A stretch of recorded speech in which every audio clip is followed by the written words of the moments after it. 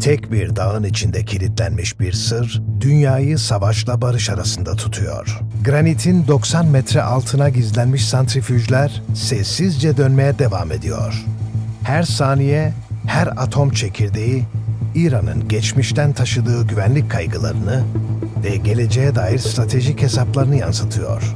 İran, bu karanlık kalede yalnızca uranyum değil, caydırıcılık, prestij ve varoluş kodlarını da zenginleştiriyor. Ve Fordo artık sadece bir nükleer tesis değil, bir mesaj. Bana dokunursan sen de yanarsın diyen sessiz bir tehdit. Nuclear weapons. Nuclear weapons. Nuclear weapons. Atomic bombs.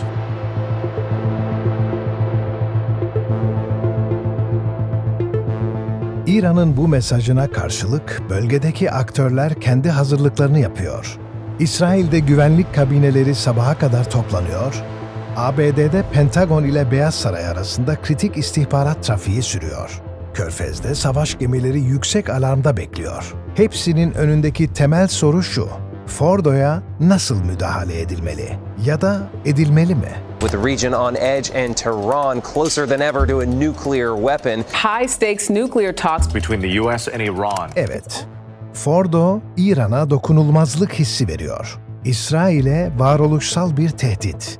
Amerika'ya ise zor bir soru.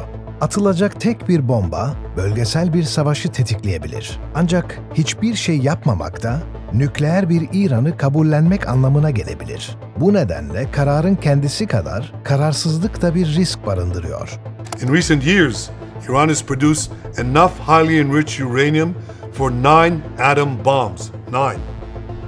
In recent months, Iran has taken steps that it has never taken before.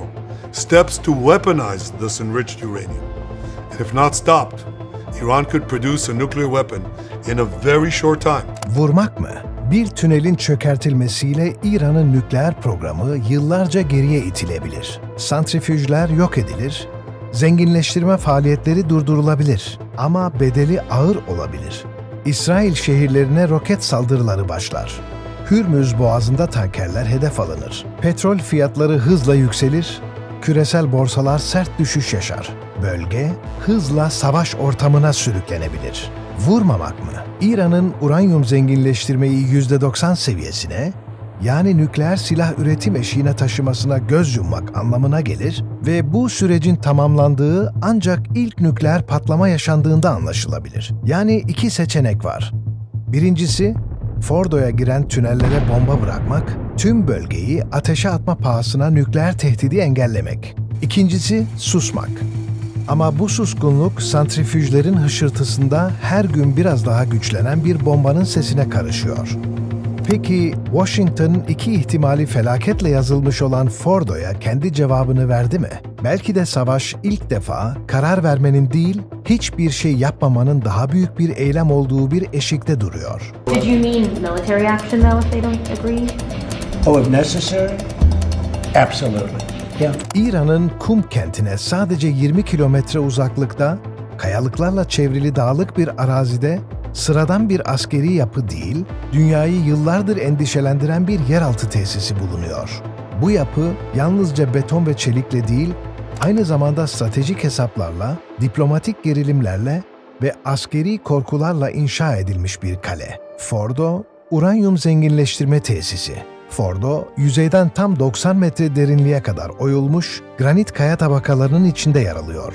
Üstü ağır zırhlı betonla kaplı. Yani yalnızca fiziksel olarak değil, askeri açıdan da neredeyse dokunulmaz hale getirilmiş bir yapıdan söz ediyoruz. Peki İran neden böyle bir tesisi inşa etti? Her şey 2002 yılında Natanz'daki ilk nükleer tesisin uydu görüntüleriyle ifşa edilmesiyle başladı. İran bu sürpriz ifşanın ardından nükleer programını daha gizli, daha korunaklı ve daha derin bir şekilde yürütmeye karar verdi. Bu kararın kod adı ise Project El Gadir oldu.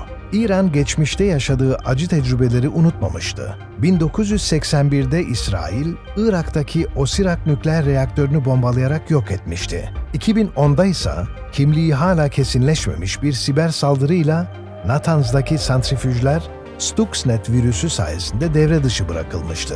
İşte Fordo, bu saldırılardan çıkarılan derslerin bir ürünü. Daha derine, daha gizli, daha güvenli. 2007'de İran, Uluslararası Atom Enerjisi Ajansı UAEA ile yaptığı ek protokolü askıya aldı. Bu, yeni tesisleri önceden bildirme zorunluluğunu ortadan kaldırdı. Artık dünya, İran'ın ne inşa ettiğinden haberdar değildi ve Fordo sessizce büyümeye devam etti. Ta ki 2009 yılında dönemin liderleri Obama, Sarkozy ve Brown ile birlikte kameraların karşısına geçip şu cümleyi kurana kadar. İran, Kum yakınlarında gizli bir uranyum zenginleştirme tesisi inşa ediyor. Bu açıklama dünyada şok etkisi yarattı. İran apar topar UAEA'ye bir mektup göndererek durumu bildirdi ama artık çok geçti. Sır açığa çıkmıştı. Zamanla Fordo'daki uranyum zenginleştirme oranı artmaya başladı. 2012'de %20 seviyesine ulaştığında uluslararası kaygılar büyüdü. Ancak 2015 yılında imzalanan JCPOA nükleer anlaşması, İran'ı sınırlamak adına bir nefes aldırdı. Bu da geçiciydi. 2018'de ABD'nin anlaşmadan çekilmesiyle tüm sınırlamalar rafa kaldırıldı. Was one of the worst and most one-sided transactions the United States has ever entered into. Sonuç olarak 2021'de uranyum zenginleştirme oranı %60'a çıktı. 2023'te UAEA müfettişleri %83.7 saflıkta parçacıklar tespit etti. Ne var ki %90 nükleer silah seviyesidir. Yani İran, teknik olarak bomba yapma eşiğine birkaç adım uzaklıktaydı. İşte bu noktada İsrail için gerçek kabus başladı. İsrail'in nükleer tesisleri tek hava saldırısıyla yok etme stratejisi, daha önce Irak'ta Osirak ve Suriye'de Kibar tesislerinde işe yaramıştı.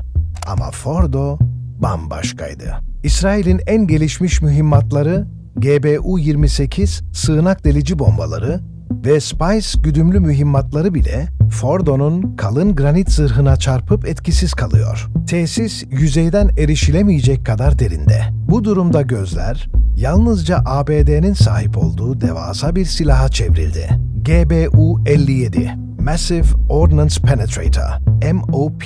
Tam 13.6 ton ağırlığında bu dev bomba, teorik olarak 60 metre sıkı toprak ve ardından 20 metre betonu delip yer altındaki yapıları vurabiliyor. Ama istihbarat raporlarına göre Fordo gibi son derece güçlendirilmiş bir tesis için tek bir bombayla tam yıkım garanti değil. Aynı anda birden fazla MOP kullanımı gerekebilir. Bu bombalar yalnızca B-2 Spirit tipi hayalet bombardıman uçakları tarafından taşınabiliyor. B-2'ler radara yakalanmıyor. Bombayı bıraktıkları anda mühimmat ses hızının üzerine çıkarak Mach 1.5'e ulaşıyor. Bu hızda ve yükseklikte bırakılan bomba, İran'ın gelişmiş hava savunma sistemleri olan S-300 PMU-2 veya yerli üretim Bavar 373 tarafından fark edilip engellenmesi neredeyse imkansız hale geliyor. Tahran'ın tek şansı, bombalar bırakılmadan önce B-2'yi tespit edebilmek.